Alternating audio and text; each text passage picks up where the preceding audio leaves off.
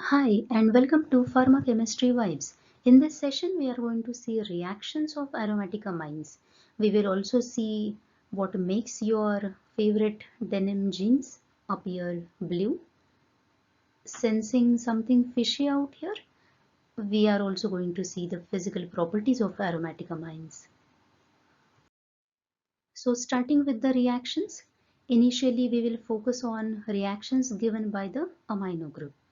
As we have seen, they are basic in nature, so they react with acids to form salts.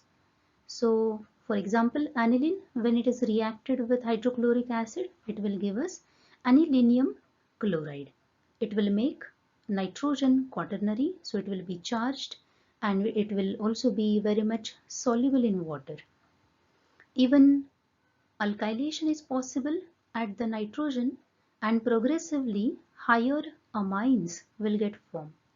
When we react these aromatic primary amines with alkyl halides like methyl iodide, upon heating there will be replacement of each hydrogen with methyl group. So when first hydrogen is replaced, we get a secondary amine, that is N-methylaniline.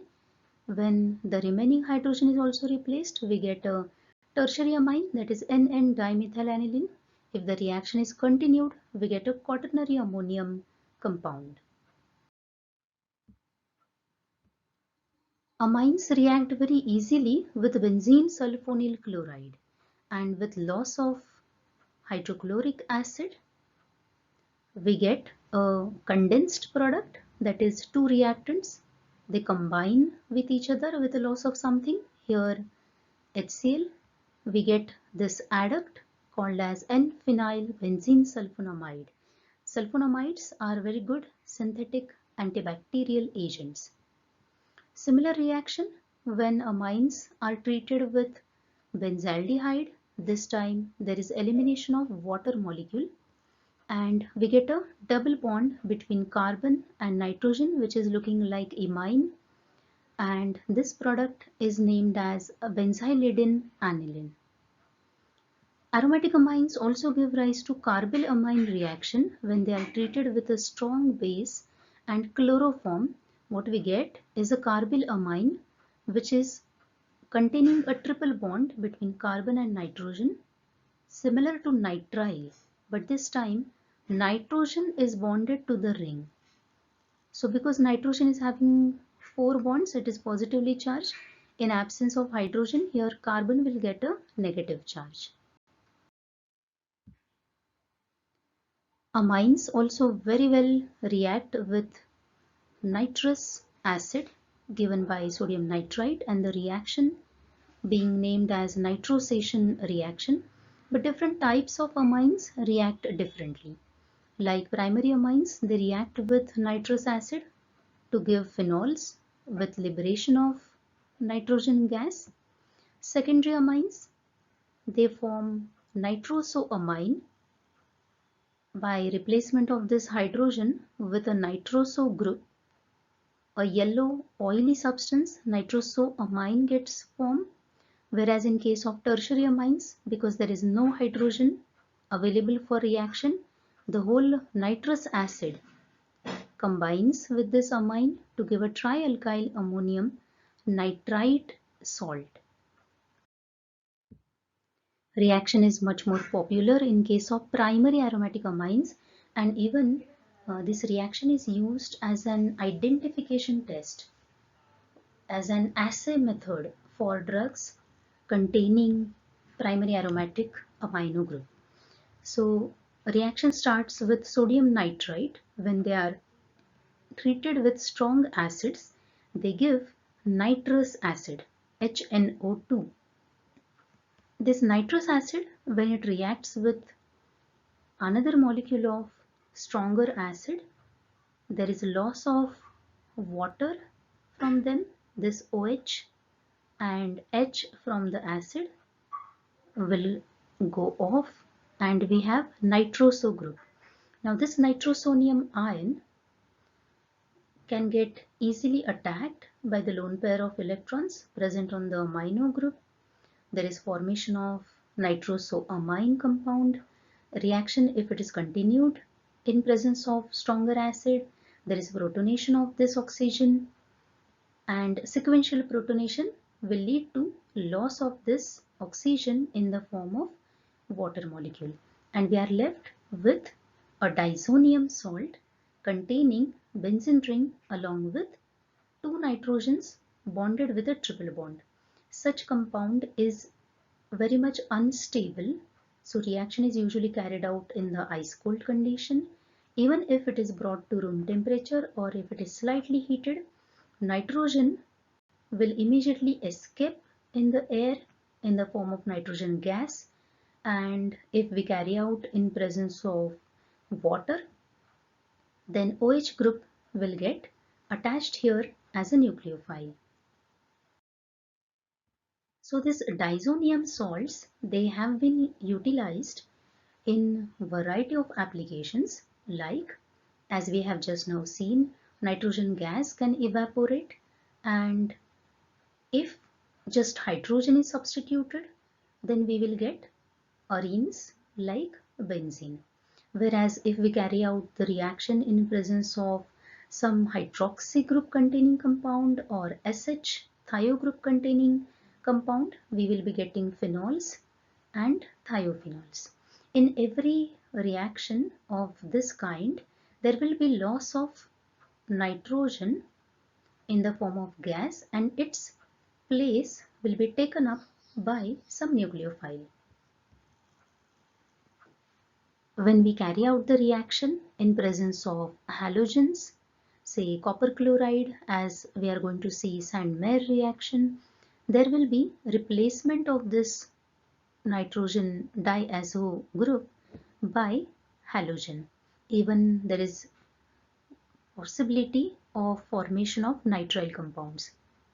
Similarly, substitution with fluoride, iodide is also possible when we use alkoxy compounds. If N2 is replaced by alkoxy compound, we can get ethers. Even formation of hydrazines is possible.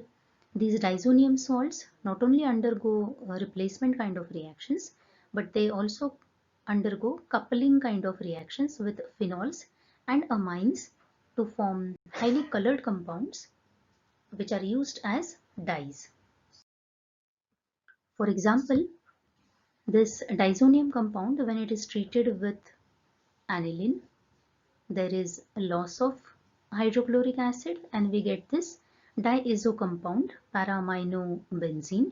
In case of phenol, here it will be hydroxy group, so product will also contain para-hydroxy compound. In this case, because we are using aniline, we get para-amino compound. This is a yellow intensely colored dye which can be used as an indicator. So in case of Sandmeyer reaction, anilines, they are treated with sodium nitrite to form a diazonium salt, which can be later on treated with monovalent copper salts like copper chloride, bromide or nitrile, wherein this nitrogen will get lost in the form of a nitrogen gas and its place will be taken up by halogens. So this is a popular method for synthesizing chlorobenzene, bromobenzene and benzonitrile. Sandmeyer reaction proceeds via a free radical mechanism. When there is loss of this N2 group, there is formation of a free radical. And in the solution, we will be having CuCl, which will dissociate as Cu plus and Cl minus. So out of that, halogen, which is having 2 electrons, only 1 electron is needed over here. So halogen will get quickly attached at the place of this nitrogen and we will have one odd electron. Now this odd electron can help to get back monovalent copper as a catalyst. Next reaction is called as Hinsberg test, which is a popularly used test for distinguishing primary, secondary and tertiary amines. In this test, unknown sample, when it is treated with Hinsberg reagent and when NaOH is added, if we get a clear solution, it is indicative of primary amine. However, we must add hydrochloric acid to it. If there is a precipitate, then we can be sure that it is a primary amine. Whereas upon addition of NaOH, if we get a precipitate, then there is possibility that it can be a secondary amine or tertiary amine that can be distinguished by adding HCl. If upon addition of HCl, this PPT dissolves and we get a clear solution, it is a tertiary amine. If the PPT remains insoluble, it is secondary amine. Hinsberg test, however, cannot separate the amines, but it can surely distinguish. When we have a mixture, then results can be misleading.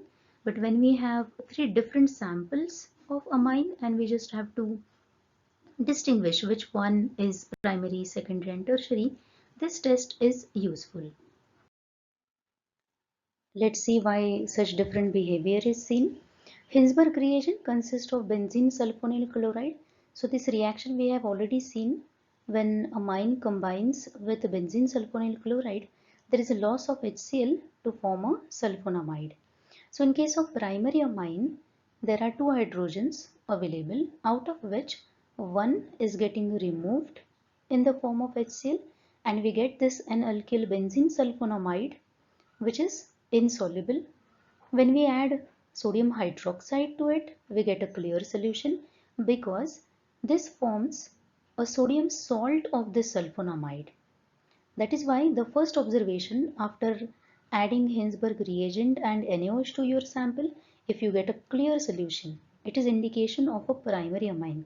And we can also get back this sulfonamide by adding HCl, which will precipitate this sulfonamide because sodium now will go with Cl in the form of NaCl and hydrogen will be given back.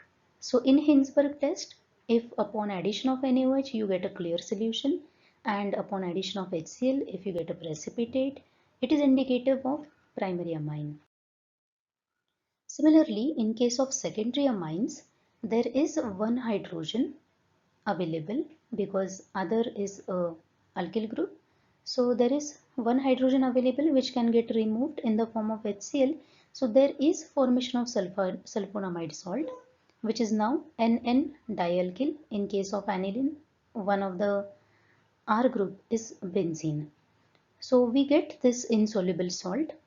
Now if we add NaOH to it, there is no chance of forming a salt out here because there is no remaining hydrogen as it was there in case of primary amine.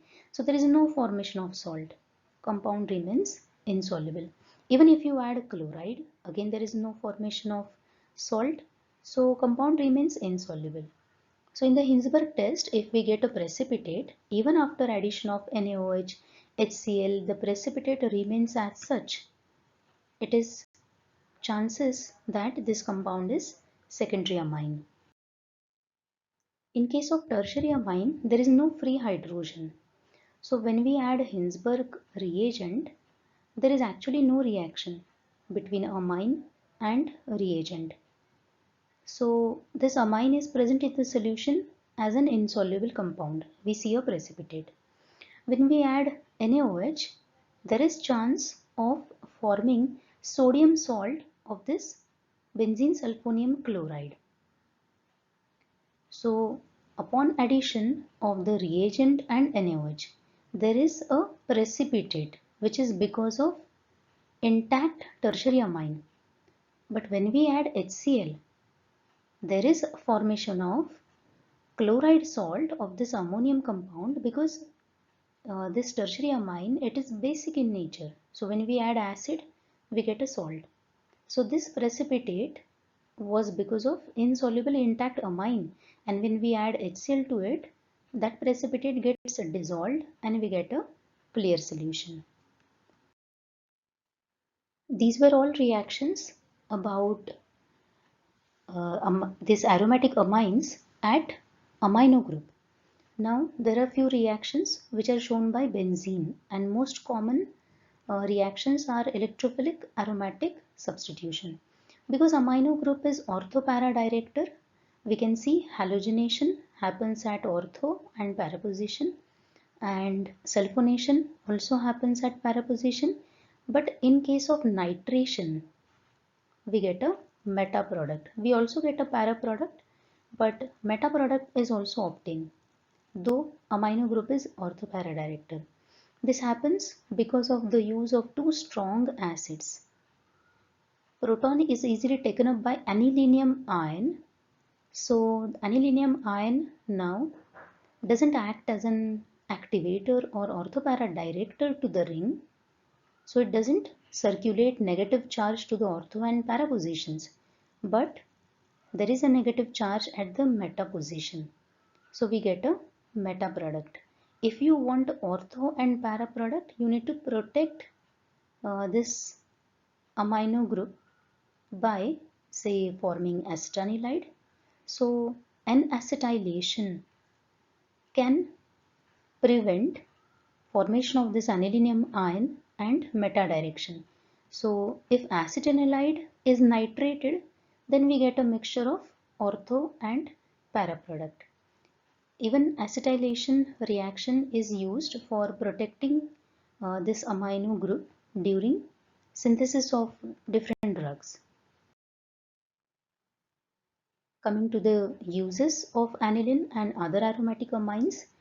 So as we have seen, there is interesting history about aniline dyes, and all the synthetic dyes are called as aniline dyes.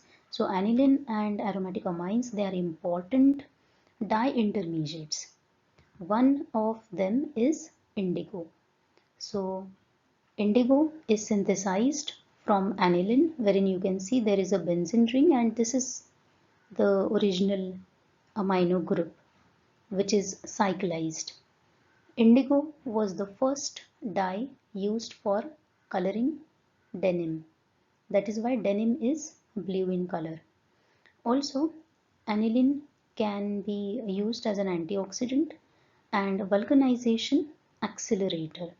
This is the example, thiocarbamylide. In the rubber industry, there is a process of hardening of the natural rubber called as vulcanization, and to speed up this process, accelerators are needed. So aromatic amines are one class of vulcanization accelerators. Aniline is a major part in case of sulfa drugs, which are synthetic antibacterial agents.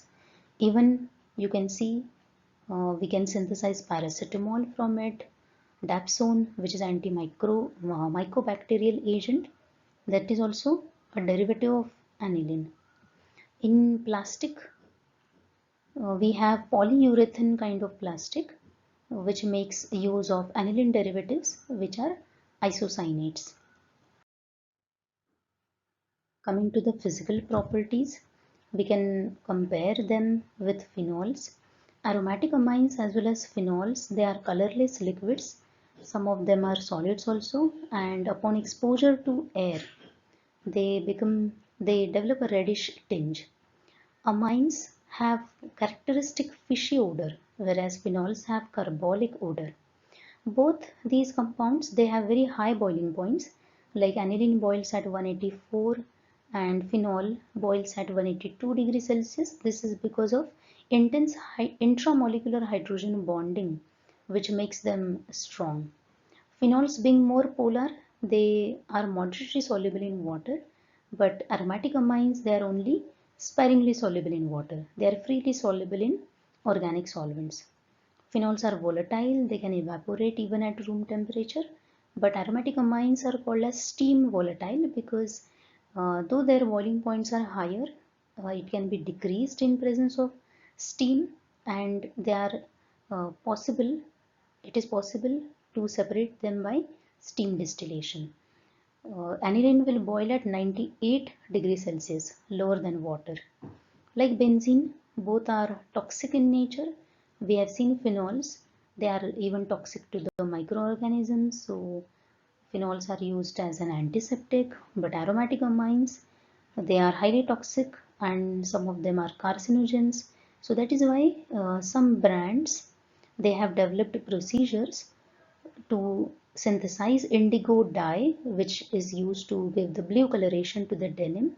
So they have developed synthetic methods to produce indigo without aniline, so as to prevent harmful effect on the skin, as well as to avoid the conditions like developing a cancer. Aniline free denim jeans are also available. These are some sources for the images taken in this presentation. So here we have completed aromatic amines. Next we are going to start a series of lectures on stereochemistry. Till then, stay home, stay safe. Goodbye. Take care.